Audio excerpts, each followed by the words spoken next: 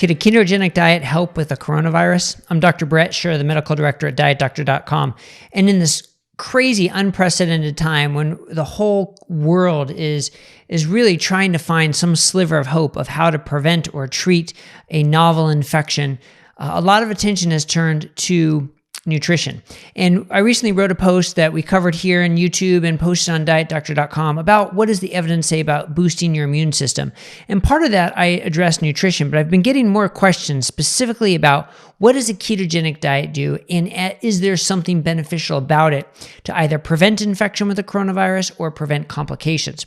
So to get one thing out of the open right off the bat, there's obviously no study about nutrition in this novel coronavirus. We have no idea.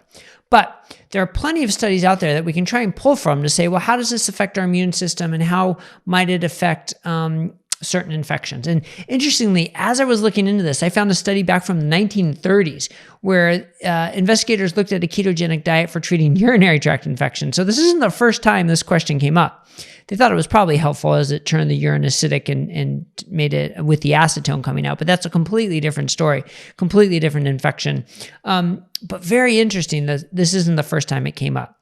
Now, what we eat clearly can affect our immune system. There's no question about that. So it makes sense that there might be a relationship. Now, one study that's been getting a lot of attention is a recent study in mice who were inoculated with influenza, and half of them got standard mice chow and half of them got a ketogenic version of the mice chow.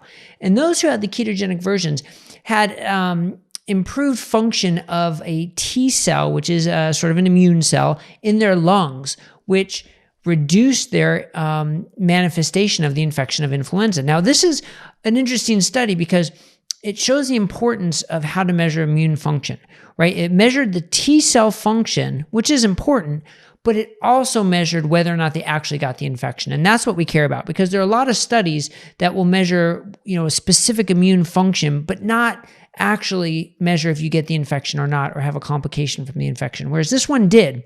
So that's pretty reassuring, but of course it was in mice. So ketosis in mice may be different than ketosis in humans, and immune system, immune function, lung function, response to viruses, all very different from mice to humans. So although that does have some encouraging information, it's still a big jump to say it's going to be the same in humans.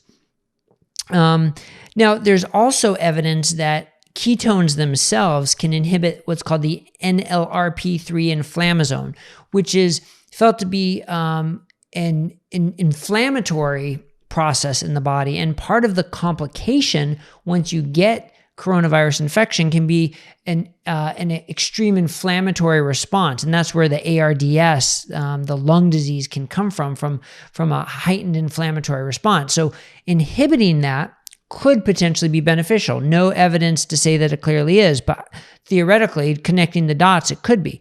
And here's what's different, because that would have to be a ketogenic diet with a higher level of ketones, because it's the ketones themselves that inhibit the inflammasome. The other part, though, and this is where I think we have the strongest evidence, is one of the biggest risk factors for complications from coronavirus is type 2 diabetes or hyperglycemia. And it's hard to tease out the difference in what limited evidence we have so far.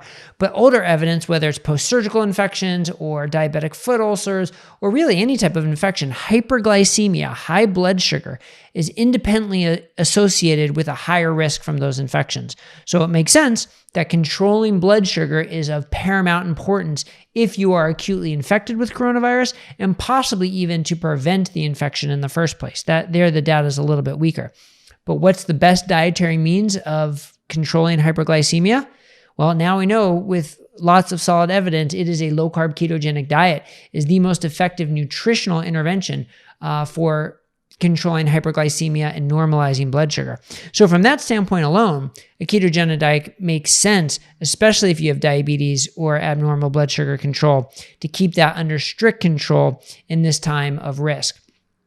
Now, another interesting thing, though, is when should you go on a ketogenic diet? And during an acute infection is probably not the best time, because there is a transition period, that keto flu period, where your body switches from burning carbohydrates to burning fat and producing ketones.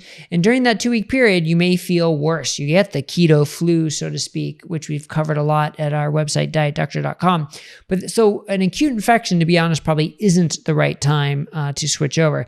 But in preparation, if you're feeling well, you're feeling healthy, I don't see any reason why you shouldn't. Now, the summary, of course, is, look, I can't prove it's going to reduce your risk of catching an infection or reduce your risk of a complication, but there's enough out there to make sense. I mean, any diet that is nutritious and gives you all the nutrients and minerals that you need and the protein and the energy and controls your blood sugar, I mean, that certainly sounds like a fantastic approach in these times. So if you're already on a ketogenic diet, don't worry about it. Keep doing what you're doing. You're doing great. If you're considered starting a ketogenic diet and you're feeling well, there's no reason not to at this point, as long as you're feeling well. You can go to dietdoctor.com, check out our 2-week keto challenge, our 5 weeks of keto. We have a number of different programs to get you started.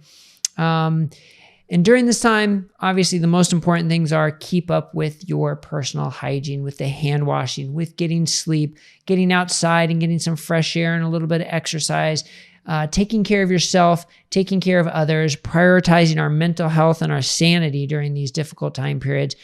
If we work together as a country, as a community, as a family, we can all get through this. Take care of yourselves, take care of others, and especially be mindful of the healthcare providers on the front line and our healthcare system trying to fight this epidemic. Thank you very much. Make sure you click subscribe down below to get other updates and visit us at dietdoctor.com for more information. Have a great day and stay safe.